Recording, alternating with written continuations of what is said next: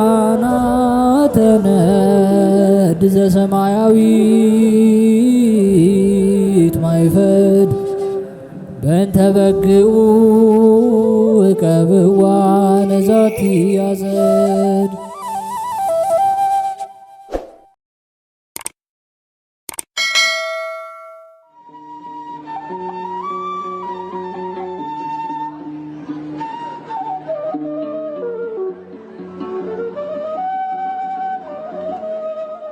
በስመ አብ ወወልድ ወመንፈስ ቅዱስ አሐዱ አምላክ አሜን።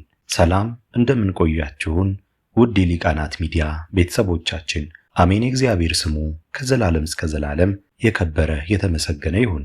በዛሬው ቪዲዮ ይዘንላችሁ የቀረብነው ሚያዝያ 13 የሚነበብ ስንክሳር ሲሆን ለዚህ ቻናል አዲስ የሆናችሁ እህት ወንድሞቻችን ቻናሉን ሰብስክራይብ በማድረግ እንዲሁም አዳዲስ ቪዲዮ ቶሎ ለእናንተ እንዲደርሳችሁ የደወል ምልክቷን በማብራትና ሐሳብ አስተያየታችሁንም ኮመንት ላይ በመጻፍ ቤተሰብ እንድትሆኑ ከወዲሁ የአክብሮት ግብዣችንን አቀረብን። ወደ ቪዲዮ እንሂድ። መልካም ጊዜ። ሚያዝያ 13 የሚነበብ ስንክሳር የአባ ኢያሱና አባ ዮሴፍ ዕረፍት።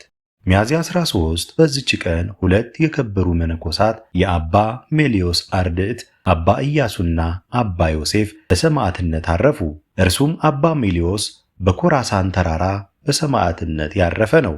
እነሆ መላው ምስክርነታቸው ከመንፈሳዊ አባታቸው አባ ሜልዮስ ጋራ በዚህ ወር በ28 ቀን ተጽፎ አለ።